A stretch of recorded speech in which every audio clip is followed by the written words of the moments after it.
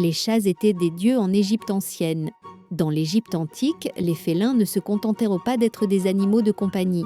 Ils étaient de vénérer, presque comme des divinités. Les familles égyptiennes les protégeaient jalousement et leur offraient même des cérémonies funéraires dignes des pharaons. Surprenant, non?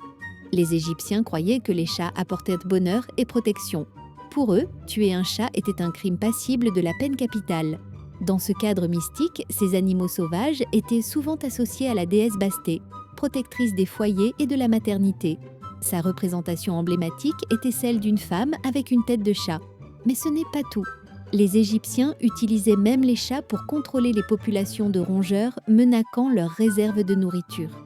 Les félins devenaient ainsi des gardiens silencieux de la prospérité.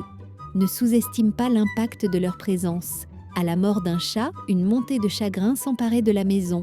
Les membres de la famille se rasèrent les sourcils en signe de deuil. Et voici le moment clé. Des millions de chats étaient momifiés. On leur construisait des tombes magnifiques pour les honorer dans l'au-delà. Une véritable obsession qui a même conduit à une surpopulation de momies de chats dans certains lieux. Après cela, la société a commencé à abuser de cette vénération.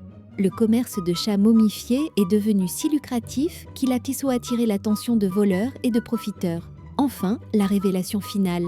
Aujourd'hui, ces pratiques résonnent encore. Les chats sont toujours des figures emblématiques d'affection et de mystère, rappelant leur grandeur d'antan en Égypte ancienne.